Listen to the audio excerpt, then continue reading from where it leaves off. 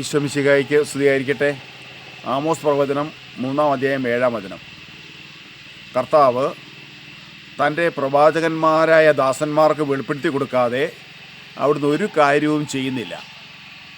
അപ്പോൾ ദൈവം ഇവിടെ എന്തെങ്കിലും ഒരു കാര്യം ചെയ്യണമെങ്കിൽ തൻ്റെ പ്രവാചകന്മാരായ ദാസന്മാർക്ക് അതെല്ലാം വെളിപ്പെടുത്തി കൊടുക്കും. മുൻകൂട്ടി പറയും, ഇന്ന കാര്യങ്ങൾ ഇവിടെ ചെയ്യാൻ പോവുകയാണ് എന്ന് പറഞ്ഞാൽ അതിന് ശേഷമാണ് ഒരു കാര്യം ചെയ്യുന്നത്. അപ്പോൾ ദൈവത്തോട് നമുക്ക് സംസാരിക്കണമെങ്കിൽ, ദൈവസ്വരം ശ്രവിക്കാൻ നമുക്ക് ആഗ്രഹമുണ്ടെങ്കിൽ നമ്മൾ ദൈവത്തിൻ്റെ തിരുമുഖത്തേക്ക് ശാന്തമായി നോക്കി നിന്നാൽ മതി. അവിടുന്ന് നമ്മളോട് സംസാരിക്കും. അതിന് ഈ വിശുദ്ധ ഗ്രന്ഥത്തിൽ ദൈവം സംസാരിച്ച വഴികളും ദൈവം സംസാരിച്ച വ്യക്തികളും ദൈവം സഞ്ചരിച്ച വഴികളും ഒന്ന് നോക്കിയാൽ അത് വളരെ വ്യക്തമായി നമുക്ക് മനസ്സിലാകും. എങ്ങനെയുള്ളവരോടാണ് ദൈവം സംസാരിക്കുന്നതെന്ന്.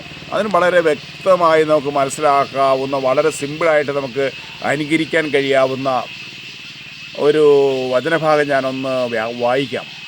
വിശുദ്ധ ലൂക്കായുടെ സുവിശേഷം 2-ാം അധ്യായത്തിൻ്റെ 8 മുതലുള്ള വചനങ്ങളാണ്. ആ പ്രദേശത്തെ വയലുകളിൽ രാത്രികാലം ആടുകളെ മേയിച്ചു കൊണ്ടിരുന്ന ഇടയന്മാരുണ്ടായിരുന്നു. അത് അല്പം കൂടെ ഇച്ചിരി ഡീപ്പായിട്ട് ശ്രദ്ധിക്കേണ്ടതാണ്. ആ പ്രദേശത്തെ വയലുകളിൽ രാത്രികാലം ആടുകളെ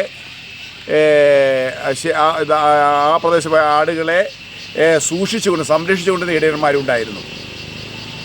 കർത്താവിൻ്റെ ദൂതൻ അവരുടെ അടുത്ത് വന്നു. ദൈവത്തിൻ്റെ മഹത്വം അവരുടെ മേൽ പ്രകാശിച്ചു.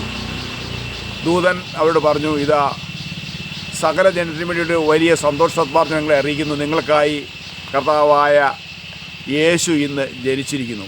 തുടർന്ന് ജനിച്ച സ്ഥലവും അടയാളമെല്ലാം പറയുകയാണ്. അപ്പോൾ എന്തുകൊണ്ടാണ് ആട്ടിടയന്മാരുടെ അടുത്തേക്ക് യേശു ജനിച്ച വിവരം അറിയിക്കാൻ വേണ്ടി പോയത്?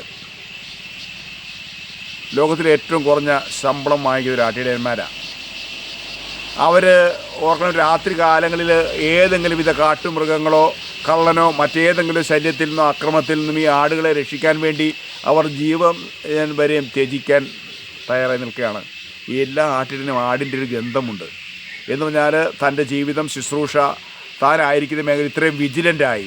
വേണേൽ അവർക്ക് കിടന്നുറങ്ങാം, പക്ഷേ എന്നിട്ടും അവർ വിജിലൻ്റായി ഈ ആടുകളെ സുരക്ഷിതമായി സംരക്ഷിക്കാൻ, അവർക്ക് കാവൽ നിൽക്കാൻ വേണ്ടി അവരുടെ ജീവിതം സമർപ്പിച്ചിരിക്കുക.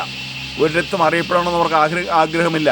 ഏതെങ്കിലും പേരോ പ്രശസ്തിയോ അവർക്ക് പ്രശ്നമില്ല. അവർക്ക് അവരുടെ ജീവിതം തന്നെയാണ് ഈ തൊഴിൽ, ജീവിതം തന്നെയാണ് അവർ ചെയ്തുകൊണ്ടിരിക്കുന്ന ഈ ആട്ടിയിടുന്ന ജോലി.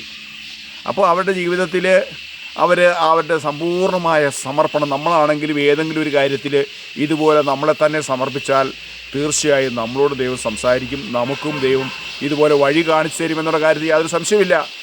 ദൈവം നമ്മളോട് സംസാരിക്കും. പരിശുദ്ധ അമ്മയോട് ദൈവം സംസാരിച്ചത് നോക്കണം. നമ്മൾ ലൂക്കാ സുവിശേഷത്തിലെ 1-ാം അധ്യായത്തിൽ അതിൻ്റെ 28-ാമത് വചനത്തിൽ ഗബ്രിയേൽ ദൂതൻ വന്ന പരിശുദ്ധ അമ്മയോട് പറയുന്നുണ്ട്, ദൈവ കൃപ നിറഞ്ഞവളെ സ്വസ്തി എന്ന്.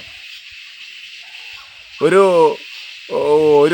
സാധാരണ ഒരു പെൺകുട്ടിയുടെ അടുത്ത് വന്ന് ദൈവ കൃപ നിറഞ്ഞവളെ സ്വസ്തി എന്ന് പറയണമെങ്കിൽ എത്രമാത്രം കൃപയുടെ നിറവായി, എത്രമാത്രം കൃപയുടെ നിറവുണ്ട്. അപ്പോൾ 29-ൽ വചനം പറയുകയാണ്, ഈ വചനം കേട്ടപ്പോൾ അവൾ വളരെ അസ്വസ്ഥയായെന്ന്.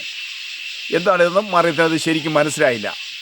എന്നാൽ ലൂക്ക 1:38 ആയപ്പോഴേക്കും പരിശുദ്ധ അമ്മ പറഞ്ഞു, ഇതാ കർത്താവിൻ്റെ ദാസി, അവിടുത്തെ വചനം പോലെ എന്നിൽ സംഭവിക്കട്ടെ. 2 കാര്യങ്ങളുടെ വിശകലനമാണ് നമ്മളിവിടെ വേണ്ടത്.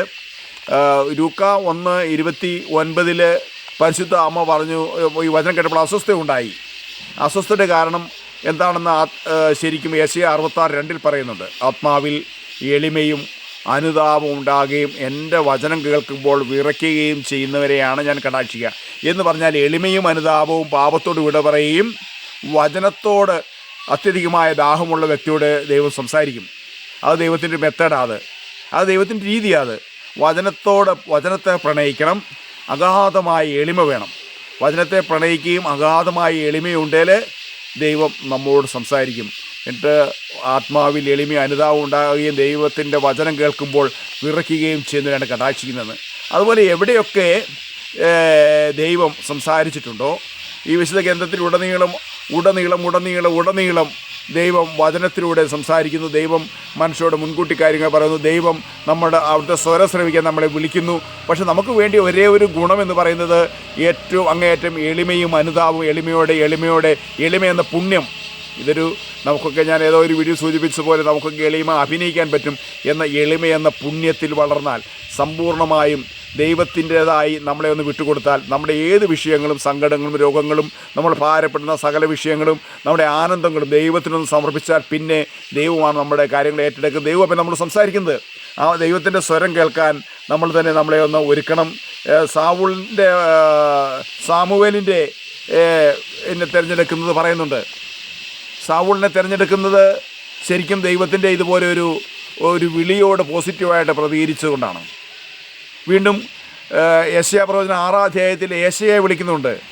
യെശയ്യായെ വിളിക്കുന്നതും യെശയ്യാ ആ വിളിയോട് പോസിറ്റീവായി ആരെനിക്കായി പോകും, ഇതാ കർത്താവേ ഞാൻ ഈ ദൈവം സംസാരിക്കുമ്പോൾ നമ്മളത് പോസിറ്റീവായിട്ട് പ്രത്യുത്തരം നൽകുന്നതനുസരിച്ചാണ് ദൈവം സംസാരിക്കുന്നത്. അപ്പോൾ ഏറ്റവും പ്രധാനപ്പെട്ട കാര്യം നമ്മുടെ എളിമയും അനുതാപവുമാണ്. ദൈവത്തിൽ നമ്മൾ പ്രവർത്തിക്കാൻ ഏറ്റവും പ്രധാനപ്പെട്ട ഘടകം.